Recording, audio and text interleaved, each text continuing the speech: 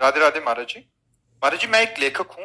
मैंने अभी फिलहाल ही भगवान राम जी की जन्मभूमि अयोध्या पर एक पुस्तक लिखी है। आगे मुझे भगवान श्री कृष्ण जन्मभूमि पर किताब लिखनी है। आप श्री राम जी एवं श्री कृष्ण का दार्शनिक अंतर स्पष्ट कर सकते हैं?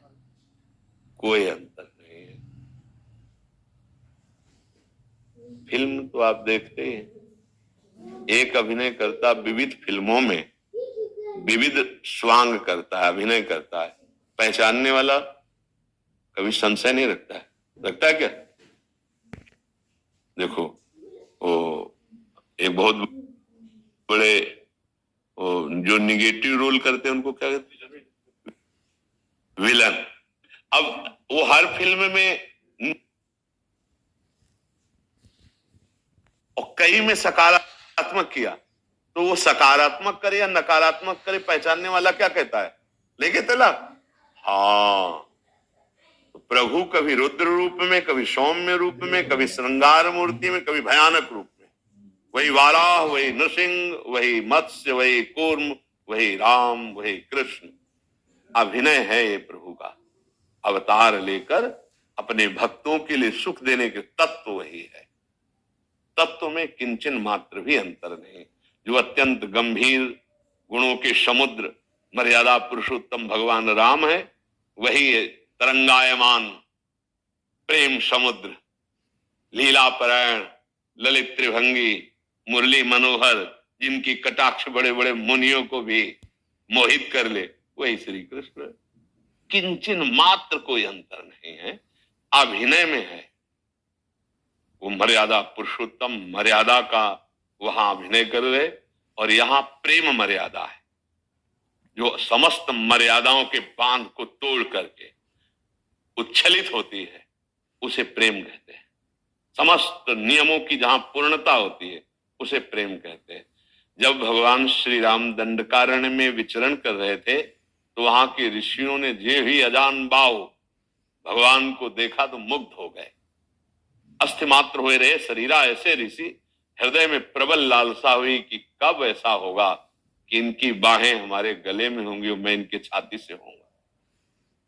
मर्यादा पुरुषोत्तम भगवान राम ने उनकी कामनाएं पूर्ण करी और वो ऋषि बने गोपी, और जब भगवान श्री कृष्ण बने तो रास उन्हीं के साथ किया। श्रुति की ऋचाएं, दंडकारण्य के ऋषि, मिथिला की वो प्रेमी सखियां, ये सब गोपी बने आके। भगवान राम मर्यादा पुरुषोत्तम, उनकी लीला में कहीं भी किसी भी तरह से मर्यादा का खंडन नहीं मिलेगा, सब शास्त्रीय मर्यादा के अंतर्गत। और भगवान श्री कृष्ण प्रेम मर्यादा। अगर प्रेम का ज्ञान नहीं तो तुम मर्यादा से नहीं मिला सकते हो। प्रेम, अगर प्रभु कभी मुस्कुराए हैं तो सियाजू से केवल मुस्कुराए रामावतार में, और यहां तो मुस्कुरा के लाखों के प्राण हरण कर लिए।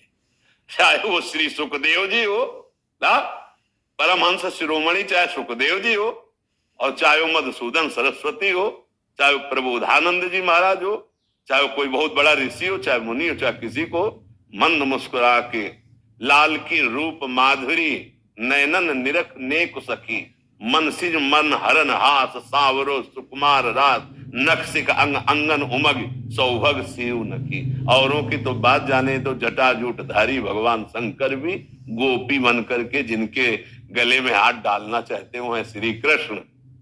और जो कभी मर्यादा से एक भी विचलित नहीं हुए, वही है भगवान श्री राम मर्यादा पुरुषोत्तम। वहां मर्यादा सत शास्त्र से युक्त, और यहां सत शास्त्रों का फल प्रेम। प्रेम मर्यादा, अगर प्रेम का परिचय नहीं तो कृष्ण चरित्र नहीं जान सकता। जैसे भगवान श्री कृष्ण चंद्र का एक नाम है ब्रज में माखन चोर। बेचारा कोई गरीब लड़का हो, फिर माखन गली गली चुराए तो बात समझ में आती ना। बाबा के कितने थे? 9 लाख गौएं। माखन जानते हो कहां रखा जाता था? कुंड में। कि रोज अगर श्री कृष्ण स्नान करे तो माखन दही दूध के कुंड थे, वहां कोई पात्रों में दूध थोड़ी रखा जाता, दूध दूध के कुंडों में डाला जाता था। दूध का कुंड, दही का कुंड, घृत का कुंड, मक्खन का कुंड, ऐसे थे। पर जब यशोदा मैया अपने हाथ से लाला को पवाती, लाला तो जो गोपी जनाती वो कामना करती कि काश अगर मेरे ये लाला होते, कभी मेरे घर आते, मेरा दही पाते, मेरा कितना हो भाग, क्या ये मुझे सुख देंगे। जाकी रही भावना जैसी, उसकी भावना पूर्ति करने के लिए ये था माम प्रपद्यन्ते तास्त्रय भजाम्यम, भगवान वैसे ही जाते। जब कभी उपद्रव करते हुए लालजू को मैया पकड़ती बाह और डांटती और प्रभु का वो डरा हुआ रूप, तो गोपी सोचती क्या कभी मुझे ऐसा सौभाग्य मिलेगा कि मैं इनकी बाह पकड़ूं और इनको डांटूं और ये डर पे। वही भगवान जाकर के चाहे जितने ऊंचे में दही रखा गया हो, सखा के ऊपर सखा आप चढ़ करके और फिर पकड़े जाते, फिर डांट लगती, तो वो सुख भगवान प्रदान कर रहे। माखन की कमी तो बाबा के घर में थोड़ी है।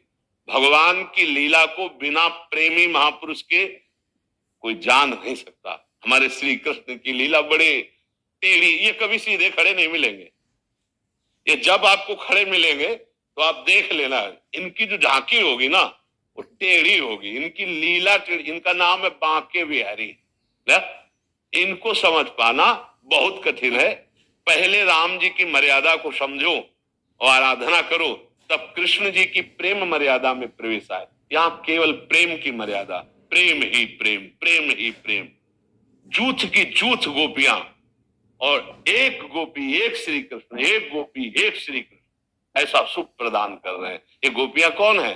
ये वो सब ऋषि मुनि हैं जो तप करके भजन करके भगवान के समीप इस प्रेम रस का रसास्वादन पाए। जिनकी चरण रज उद्धव आदि वंदना करते हैं वो एक भगवान श्री कृष्ण की लीला को बिना प्रेमी के नहीं समझा जा सकता। इनको दार्शनिक तौर पर नहीं समझा जा सकता। इनको प्रेम प्रेम बिना ढाई आखर प्रेम के पढ़े सो पंडित हो। ये जब तक प्रेम नहीं समझोगे तब तक, और प्रेम समझ के परे की बात है। सूक्ष्मतरम प्रतिक्षण वर्धमानम कामना रहितम अनुभव स्वरूपम, ये प्रेम का जो स्वरूप है अनुभव स्वरूपम। इसलिए वही हरि राम है, वही हरि कृष्ण है। श्री कृष्ण से प्रार्थना करो कि मुझे योग्यता प्रदान करो। आपके पावन चरित्र के विषय में हम कुछ गान करना चाहते हैं तो वही योग्यता देंगे, वही लिखवा देंगे। वो मुकम करोति वाचालम पंगुम लंघयते गिरिम, बकाया वो इतने लीला विहारी हैं कि उनको समझ पाना बड़ा कठिन है। ललकार रहा है काल यवन, अरे कहां भाग रहे हो तुम? अपनी महिमा में समझो, तुम्हारा विश्व ये नाम ले रहा है कि बहुत बलवान हो। ये पीछे मुड़ के ले देख रहे, भाग रहे, पीताम्बर फहरा रहा है। क्या नाम पड़ा जानते हो? ठाकुर रणछोड़ पढ़ा के। अब आप विचार कीजिए, जिनकी भ्रकुटी टेढ़ी हो जाए तो काल भी थर्रा जाए, वो श्री कृष्ण है और भाग रहे हैं। और कहां ले गए? भगा के उसको मुचकुंद की गुफा में ले गए और मुचकुंद से भस्म करवाया और मुचकुंद को दर्शन दिया। इनकी लीला को समझना बड़ा।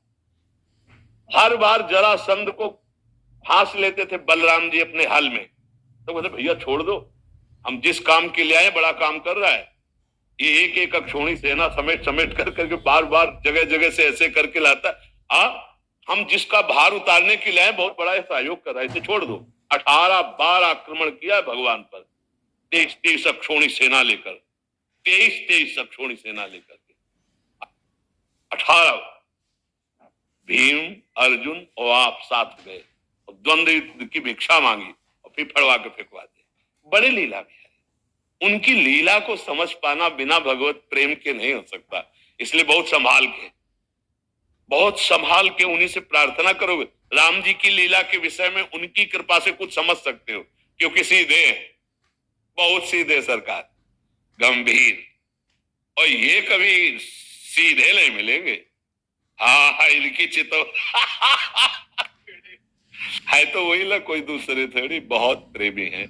इसलिए बहुत अच्छा सौभाग्य कि आप भगवान के विषय में कुछ भी लिखे, बहुत सावधानी से लिखे। हमारे प्रभु की महिमा आप कहीं कोई अवहेलना या निंदा ना हो तो जीवन धन्य है। प्रभु के विषय में लिखना, प्रभु के विषय में सोचना, प्रभु के विषय में बोलना, ये सब मंगलमय हो जाता है, जीवन का लाभ। जी।